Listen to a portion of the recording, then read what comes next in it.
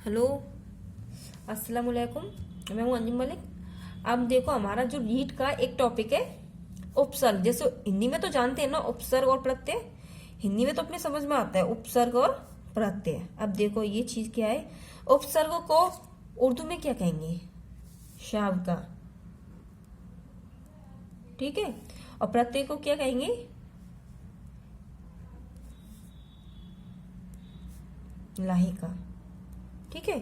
अब जैसा आ गया कि भाई साबका किसे कहते हैं, तो हमारी समझ में ये नहीं आई। भाई उपसर्ग को तो हम जानते हैं, लेकिन साबका को नहीं जानते। तो साबका को ही हम उपसर्ग कहते हैं। जैसे देखो, साबका की तारीफ कीजिए। साबका बताइए क्या किसे कहते हैं? किसी लफ्ज के शुरू में, किसी लफ्ज के शुरू में कोई लफ्ज जोड़ा जाए उसे साबका कहते हैं। समझ में आ गया ना?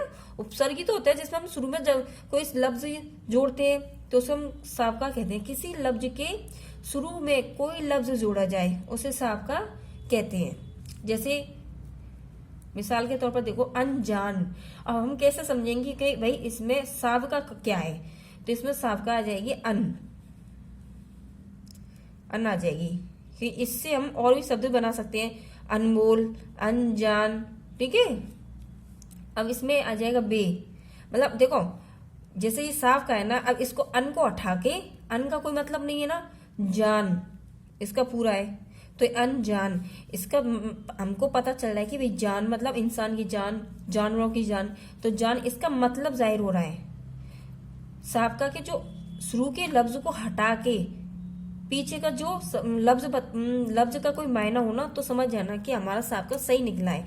अन क्या होती है? कुछ भी नहीं होती। लेकिन जान है, अन को हटा के जान लगाएंगे तो जान का तो हमको पता चल गया। अब जैसे बेकार आ गया। अब बे क्या है भाई? क्या पता क्या? एक कार, तो समझ में आ गया। अब बेकार, तो इसमें बे आ जाएगा।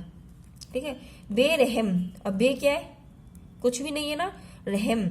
अब हमने इसमें से ये उपसर्ग, ये साबका निकाल लिया। तो इसका मतलब जो शब्द हम जोड़ते हैं ना, इसका तो कोई मतलब ना हो, और जो बचा कुचा हो ना उसका कोई मतलब निकल रहा हो, तो समझ जाना हमारा जो हमने चुना है ना साहब का, तो वो हमारा बिल्कुल सही है। बर खिलाफ।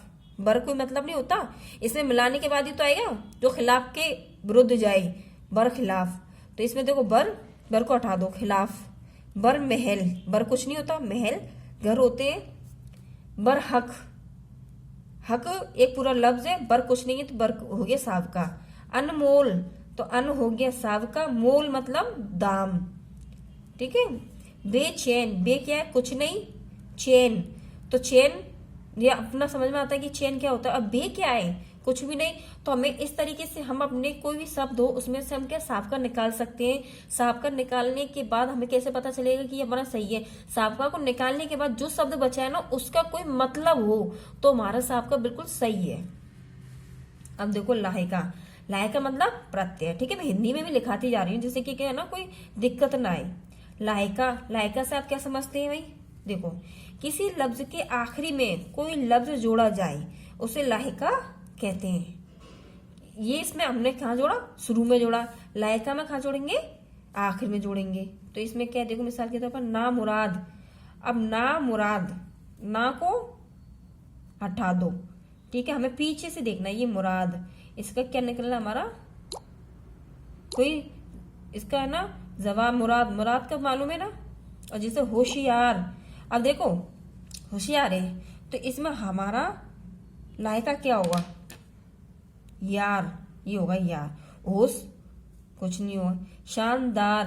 शान, ये हमारा इसका आंसर निकले शान। दार, दार क्या होती है? कुछ नहीं। कारखाना। तो इसमें देखो, कारखाना मतलब, अब हमको निकालना है इसका सायका। भाई सायका निकालना है, खाना, तो इसका खाना होगा। खाना क्या? खाना कुछ नहीं। सनम। अब इसको पूरे जोड़ेंगे तो सनम होगा, लेकिन इसका हम पीछे का जो शब्द जोड़ा है ना, नम, नम क्या है? कुछ नहीं। क्योंकि की इसमें आ रहा है, चूंकि की इसमें आ रहा है, जब की किसमें आ रहा है? जब शब्द होता है, चू तो शब्द होता है, क्यों तो शब्द होता है। लेकिन जो लास्ट में जो हमारा जो लायका निकलेगा, इसका कोई मतलब ना हो तो समझ जाना कि हमारा लायका बिल्कुल सही है। आएगा। आए मतलब कोई आएगा, तो इसको हटा दो आए को। फिर गा, क्या गा? गी और गी। ठीक है। ये हमारा लायका और सहायका।